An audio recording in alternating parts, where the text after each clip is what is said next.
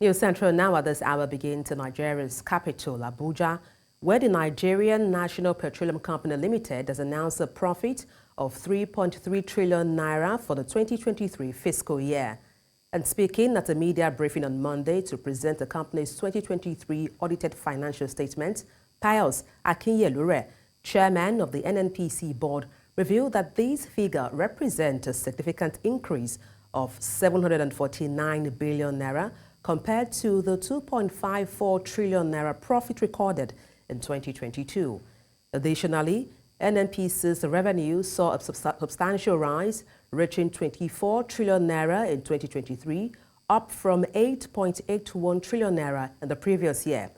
Akinyelure also disclosed that the company declared a dividend of 2.1 trillion naira to its shareholder in 2023. NNPC's financial performance has shown steady improvement in recent years. After reporting losses of 803 billion naira in 2018 and 1.7 billion naira in 2019, the state-owned oil company reversed its deficit, achieving a profit of 287 billion naira in 2020. Now, this growth continued with 674.1 billion naira profit in 2021, followed by a 2.54 trillion naira profit in 2022. Meanwhile, President Bola Tinubu has approved the Nigerian National Petroleum Company to use its 2023 final dividends owed to the Federation to cover the cost of petrol subsidies. In addition, the President has approved a halt on the payment of 2024 interim dividends to the Federation to help boost NNPC's cash flow.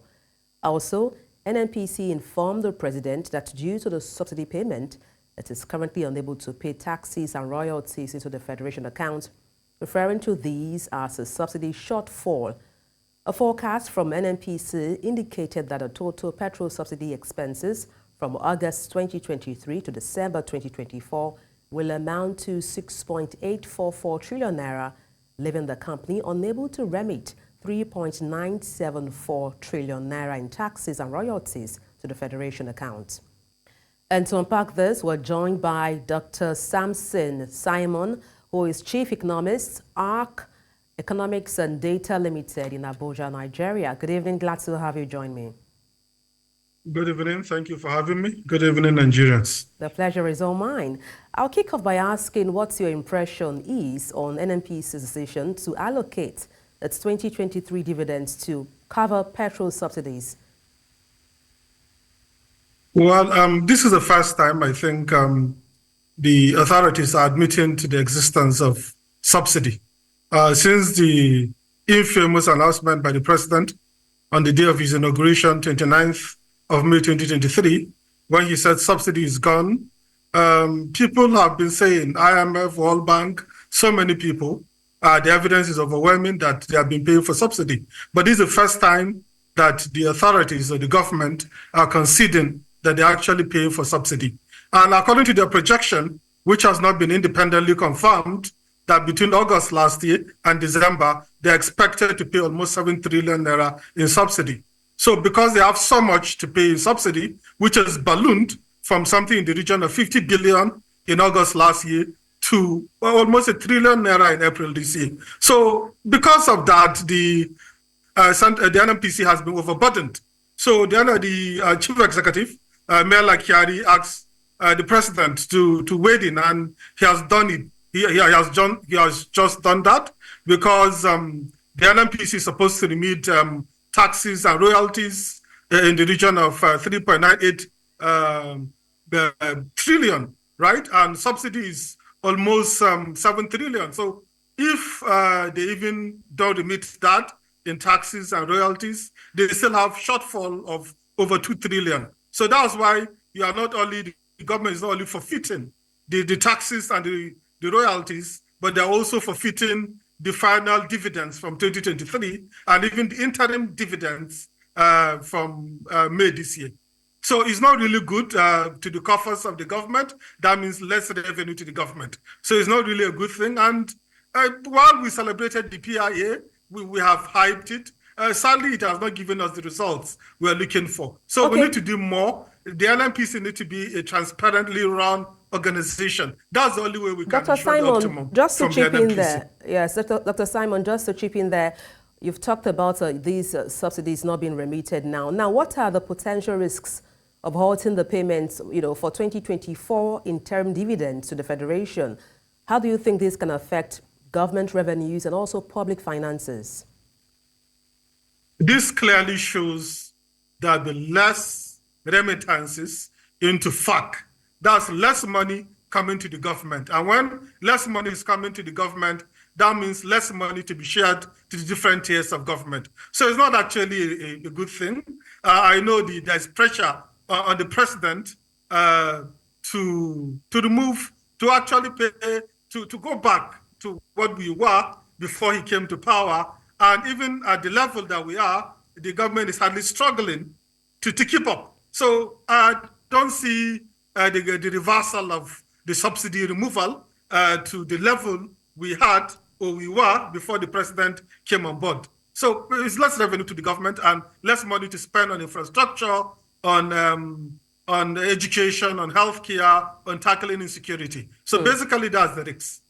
Okay, given the forecasted petrol subsidy expenses of 6.884 trillion naira, what alternative strategies could NNPC adopt to manage financial strain while also fulfilling its tax as well as royalty obligations?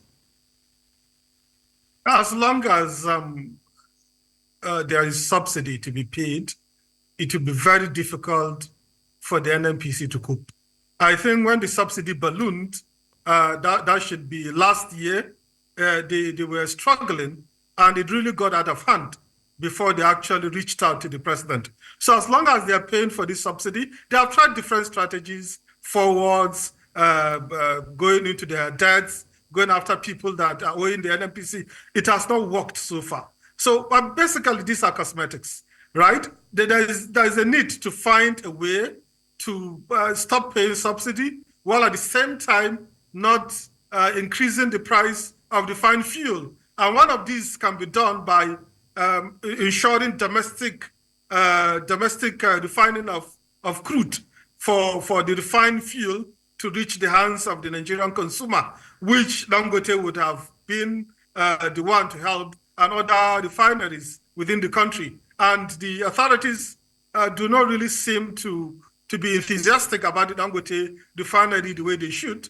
I think that will go a long way, because if we supply refineries domestically with crude from Nigeria, and then this crude oil is refined locally, we will not subject the supply of refined crude to Forex. We'll not subject it to international geopolitics and so on. So that will go a long way in maintaining a price that is relatively low, and then at the same time not overburdening the NNPC and the government. Now, I know you talked about these advantages of not being able to remit taxes and also royalty, but talk to me about it in broader terms. How can it affect Nigeria as a country, looking at the economic aspect now?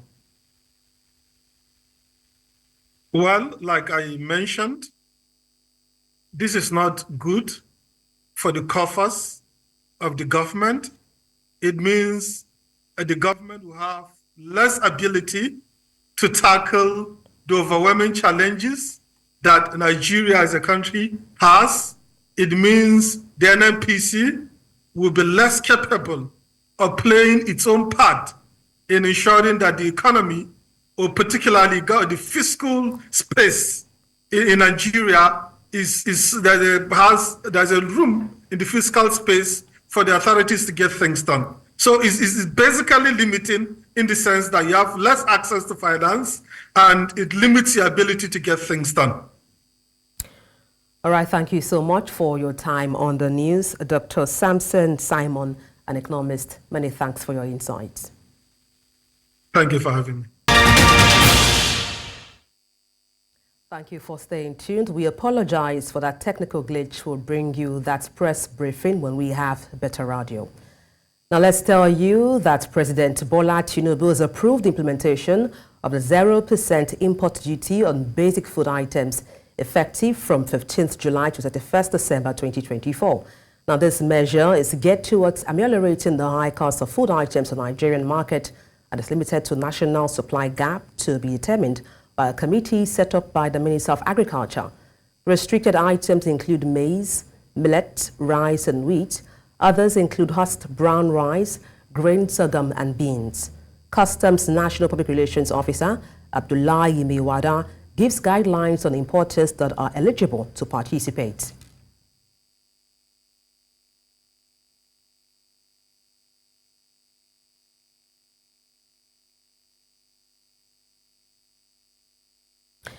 When I head to the court where the Supreme Court of Nigeria on Monday reserved judgment in an appeal filed against tribunal, an appeal court judgment by candidates of Social Democratic Party, Murtala Ajaka, in Kogi governorship election. The Apex Court had earlier declined Ajaka's counsel, Pius Akinyelere's request for constitution of a full panel to hear and determine his appeal.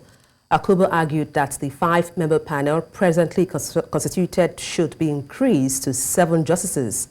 Lawyer to the respondents, however, kicked against the application and urged the court to proceed with hearing. The presiding judge, Justice Adebola, held that election appeals are time-bound and the courts constituted as a 5-member panel had jurisdiction to determine the appeal as presented. Justice Lawal therefore reserved judgment to a date that will be communicated to the parties.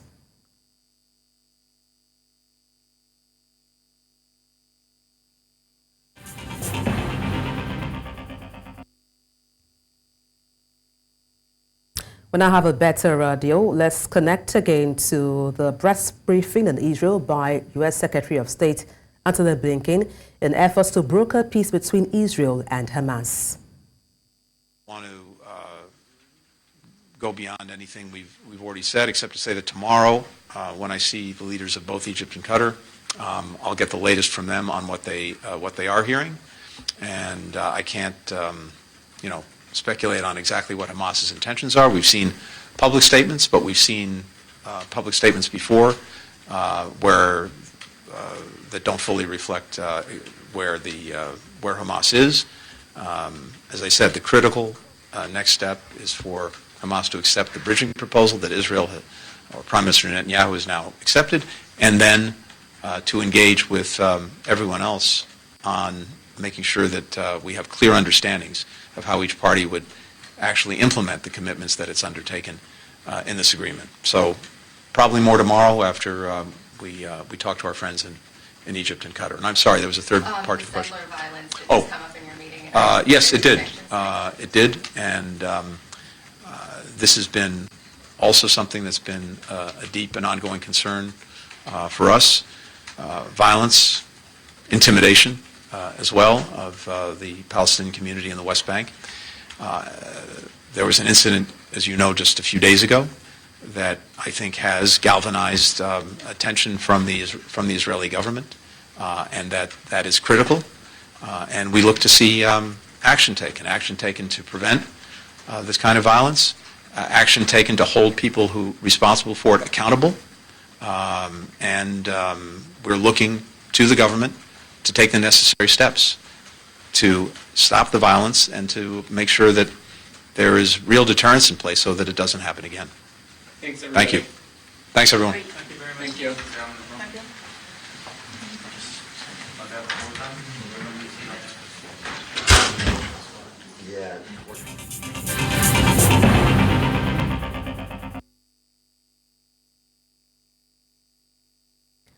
The current fuel scarcity in Lagos has severely impacted both filling stations and the general public. Now, many filling stations across the city are struggling to manage the overwhelming demand. In areas like Ikorodu Road, Ikeja and Ogba, long queues have become a daily ordeal, with motorists waiting for hours to refuel. News Central's Bettina Unweli has details.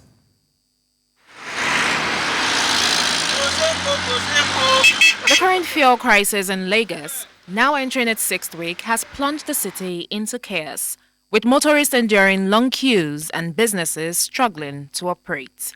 The scarcity, which began in early July, shows no sign of abating as distribution challenges continue to disrupt the supply chain. We are here from 4 o'clock at movie filling station. Some people stay here, some people sleep here midnight. You understand? So what I need to tell federal government is, if you want to replace the fuel, tell him to replace the fuel so that the fuel will surplus. The more than even 3 hours safe. I left the office 4:30. Now my car just a call now. That I see the road. He say whether I don't finish, I say I never buy fuel. 4:30 in the early in the morning. Till now, I never buy fuel. The situation has given rise to black market activities, with illegal fuel hawkers taking advantage of the scarcity. Meanwhile, Lagos residents are expressing frustration as the inability to access fuel is further straining the daily lives of millions. We don't get joy for the country. We get fuel now, we see the suffer fuel.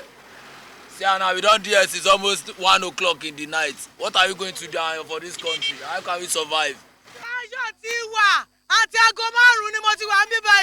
Wọ́n ò tún ṣí ọ̀nà fún wa, iṣẹ́ náà ń gba àwọn tó dé after 7 náà ti ń wọlé yìí, àti after 5 mi ìsúnmọ́jú torí mo fẹ́ rẹ̀ epo, àròwọ́ jẹun ẹgbẹ̀ wá o, gbogbo Nàìjíríà, ẹ ṣàánú wa o, ẹ ṣàánú wa, ebi ń pa wá o, ẹ ṣàánú wa o.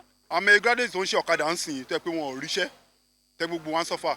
And àwọn kan dẹ̀ wà ní house tó yẹ pé wọ́n gba almost like 30-something million per month. Kò sí ọkàn wọn kí ẹ máa wo àti wàá bí mo ti wà ń bí ní 225 láti wàá tó fún epo wọn á rẹ epo ń bí yìí àná àwọn kò sí ọkàn wọn kí ẹ. The frustration among the public is palpable as commuters and motorists grapple with the twin burdens of higher costs and wasted time. The situation is particularly hard on commercial drivers who are struggling to keep their businesses afloat amidst the rising costs and scarce supply. In Lagos, for News Central, Bettina Nwili. Earlier, News Central's Abuja Bureau Chief Amadine Oyi spoke to us on the situation of things at the FCT. We tried to speak earlier, sometime last week, saying they have enough product. They blamed the end governance protest that marketers were not loading from the fuel depots. But the question many people are asking is that it's 9 days after the end governance protest, and the product is still scarce. There are still long queues. Many stations do not have the product. So at this moment, people are confused. They don't even know what is the real situation. But I can tell you authoritatively that as we speak, the NNPC is trying to speak to some members of the media, maybe to explain the current situation on ground. That was slated for 12 o'clock today. We are hoping that they will come out with an argument that... Residents of Umuahia are going through tough times buying petrol at high cost. The independent marketers are dispensing petrol to consumers at 900 naira per litre, while the NNPC stations still sell at 595 naira per litre. Now, queues are now a regular feature at these government stations, whether they are selling or not. Earlier, our correspondent Chinwe Ugele, who is in Abia State, spoke to us on the latest development. The fear of artificial scarcity. You know, marketers hoarding their products, because sometimes you can't just explain why some stations are not selling. So, and they could not sell today, and then they didn't also unload any product, and then the next day they begin to sell. So the fear that people express here is the artificial scarcity which they may just present, and if that happens, no one knows how long it's going to take to be corrected. But the situation is really getting harder by the day because people are not really finding it funny anymore.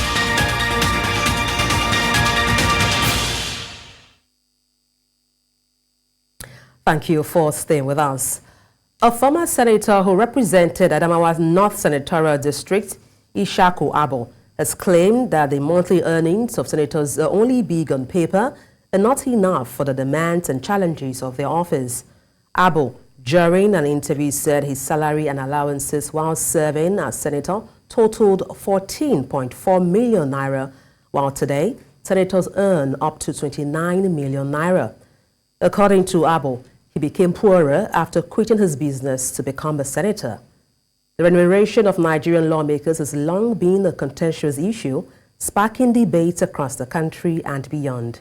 Former President Olusegun Obasanjo recently chided the federal lawmakers for fixing their salaries and emolument. The Senate, however, refuted the claims by Obasanjo, stating they were lies. Meanwhile, the Socio-Economic Rights and Accountability Project has urged the Senate President Godswill Akpabio and the Speaker of the House of Representatives Tajuddin Abbas to disclose the exact amount of monthly running costs allotted to members of the National Assembly. Serap requested the spending detail of any of such running costs as well. This information was made known in a statement dated August 17, 2024, signed by Deputy Director of Serap, Kolawole Oluwadare. The group's demand is coming on the heels of the recent controversy surrounding the salary of senators. A former senator representing Kaduna Central, Senator Shehu Sani, had stated that senators receive over 13 million monthly, but the Revenue Mobilization Allocation and Fiscal Commission faulted his claim. Earlier, the Deputy Director of the Socio-Economic Rights and Accountability Project, Kolawole Oluwadare, spoke to us on these developments. So what a member of the House of Rep takes home is not new, as you rightly pointed out. But what the National Assembly is doing in breach constitutional provisions and the Revenue Mobilization Allocation and Fiscal Commission Act is to pay to itself, call it whatever name, running costs, is to breach the provision of these laws. A case in point is Section 84 of the Constitution that empowers the Revenue Mobilization Allocation and Fiscal Commission to fix and determine remuneration, salaries and allowances of members of the House of Assembly. And that is also repeated in the top schedule of the Constitution. So if members of the National Assembly say that what they are paying to themselves is running cost also not an allowance that can be situated under the three words that have been used in the Constitution? Health professionals are sounding the alarm over the widespread use of non-stick pans in modern kitchens. The convenience of these pans comes with a hidden cost.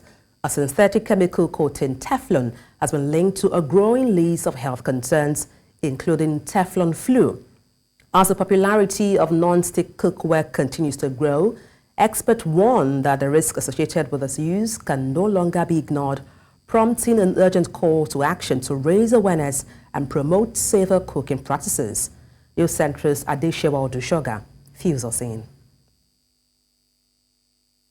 It was first a growing trend in the modern kitchen, which makes the cooking experience easy and fun. Non-stick cookwares, as they are called, are often coated with a material called polytetrafluoroethylene, PTFE, commonly known as Teflon. This is a synthetic chemical made up of carbon and fluorine atoms, which reduces the ability of foods to stick to the pans while cooking. While this aesthetically pleasing cookware makes cooking easy, health professionals and lifestyle nutritionists say this might be causing Teflon flu, hormonal imbalances, and infertility in women.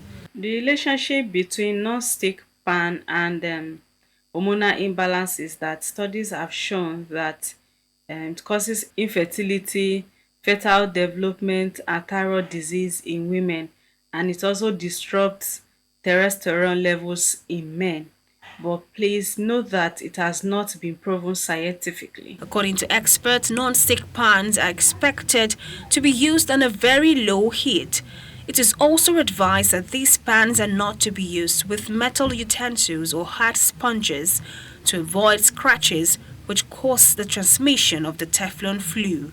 Cooking with non-stick pans and pots, they are generally safe, especially when they are used to cook in low temperature and when the type of non-stick cookware used does not contain the chemical compound PFOA. But for pans and pots that contains this chemical compound PFOA, there are risks for potential concerns such as the risk of inhalation, chemical exposure, and even the degradation of the surface, especially when they are used to cook under temperature above 260 degrees Celsius. or 500 degrees Fahrenheit. So when they are used to cook under low temperature, or when the type of non-stick pan does not contain this PFOA, it is safe to use non-stick cookwares for cooking. While there has been no recorded cases of Teflon flu in Nigeria just yet, the influx of these non-stick pans in the market, and especially the recent trends among food bloggers, have raised possible fears. There is a need to raise awareness and increase testing for early diagnosis and treatment. The U.S. has since recorded more than 200 cases since its outbreak. In Lagos for News Central, Adeshewa Odushoga. And to unpack this, we're joined by Dr. D. Allen Snobu, public health advocate and founder, 7 Women and Children Foundation. Good evening. Glad to have you join me. Thank you for having me. All right. How about I start by asking you, what are the health risks associated with using Teflon-coated non-stick cooking wares? So just give us a little perspective before we talk about Teflon flu. All right, so Teflon is just a synthetic chemical that contains carbon and fluorines. All right, so what it does is that it provides a non-reactive, non-stick, and a frictionless surface. All right, but what this can result in is Teflon flu, which is unorthodoxly called, but we call it polymer fume fever. All right, so it's a condition where it's a condition experienced by people who have been exposed to fumes from this Teflon-coated cooking ware due to overheating or other factors. And the list goes on and on because we start seeing patients with flu-like symptoms, fever, body pains, chills, some respiratory difficulties. And of course, we are in an endemic area of malaria. So the first thing we start thinking of, could this be a malaria? Could this be an upper respiratory tract infection? But over time, we have realized that looking at the history, we have modernized or we have globalized our social space now. So everyone needs a non-stick pan. It makes it easier. It makes our food look better, all right? And it reduces the number of time we spend in the kitchen. But some of these Teflon-coated cooking wares can be giving us some issues because by the time we use it for a very long time, all right, some of these materials, some of these chemical substances can leak out of the pan into our food. And we ingest it and we have issues. Well, Dr. Nobu, you've talked about different ailments associated with using such a cooking ware, respiratory difficulty and the likes. But then I'm wondering, do we have alternatives that can give same result? Yes, the culprit here, if I should use that word, the culprit here is Teflon, right? And it was discovered that cooking wares made from 2013 and below, they were mainly made by using Teflon, right? Teflon contains another chemical, which is known as perfluorooctanoic acid. That was what was used in making Teflon. So we have realized that cooking wares from 2013 and below, they are the ones that have these Teflon coatings that can be biodegradable into our food. So as a way of moving forward, we can get cooking wares, all right? I don't know how to streamline that, all right? But we can get cooking wares that are made from 2013 and above. Okay, we've seen some reports that Teflon flu cause hormonal imbalance and also fertility. How true or false is this? Teflon flu itself doesn't directly cause hormonal imbalance or infertility issues. However, Teflon, as I said earlier, contains a chemical known as, abbreviated as PFOA, which is perfluorooctanoic acid, all right? So what this acid was used, of course, in time past to make Teflon, right? So what this acid does is that it's an endocrine disruptor, all right? So we can start seeing patients who present with some hormonal imbalance and fertility issues because it's in a way interacts with testosterone. So we are looking at fertility issues in men and women. So there's no confirmed case, if I should use that word. There's no confirmed case, but what we've been having are studies, research, right, around that. But the chemical implicated here is PFOE, right? And it is an endocrine disruptor. So it can present and it can cause some issues around hormone, and it can give some issues with fertility. Okay, in closing, just to find out from you, Doctor, what would be your recommendation or advice for a safer and even health-friendly cooking ware? All right, so we know what causes this, all right? So the way forward is let us limit overheating our food, all right? That's one. The second thing, let us reduce prolonged exposure, all right, to these cooking wares.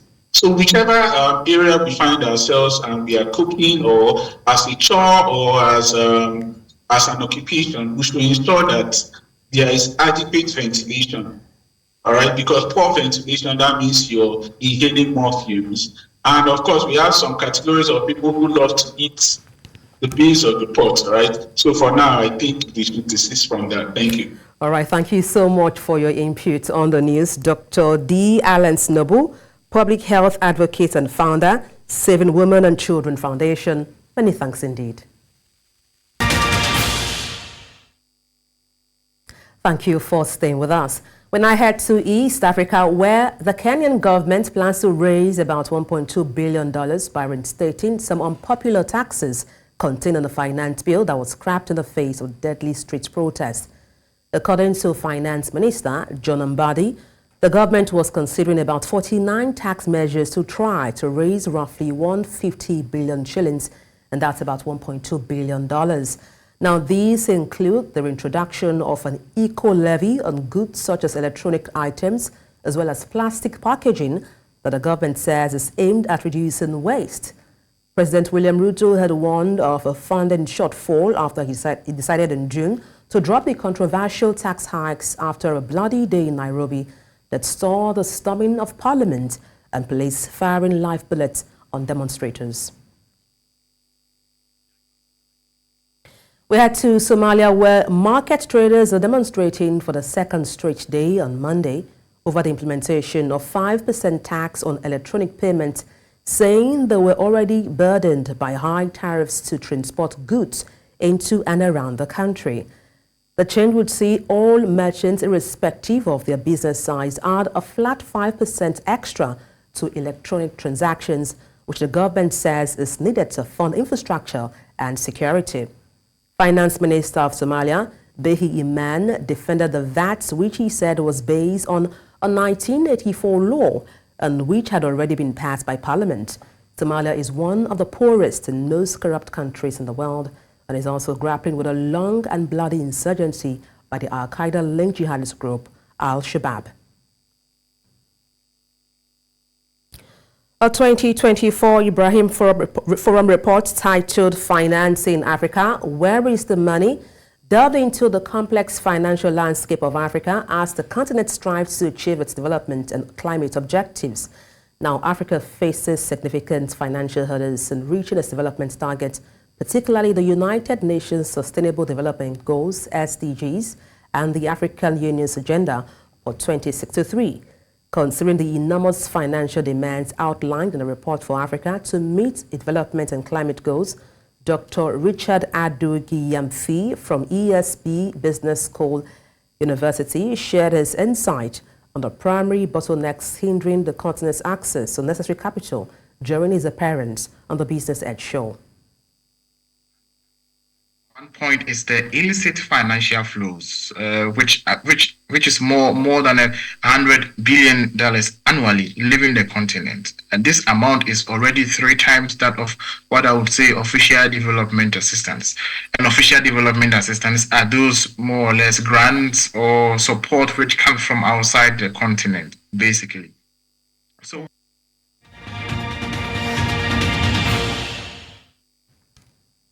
In sports, former Super Eagles assistant coach Salisu Yusuf has joined Nigerian National League side Barau FC.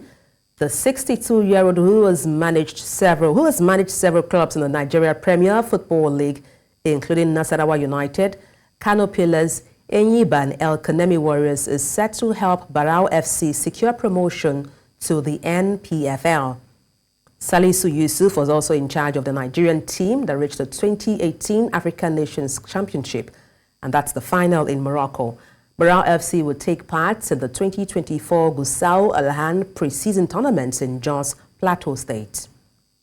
And that's all on the news. But let's take a look again at some of the major stories. NNPCL declares 3.3 trillion naira profit for 2023. Former Nigerian legislator Abo downplays row over senator's pay, says it is not a lot of money. Kenyan government plans to reinstate some taxes to raise $1.2 billion capital. Send your eyewitness report to the WhatsApp number on the screen and follow us on social media. We are at News Central TV. You can watch us live on DSTV channel 422, Star Times channel 274, Abo TV, and YouTube. Many thanks for watching. I am Adebola Adedugba.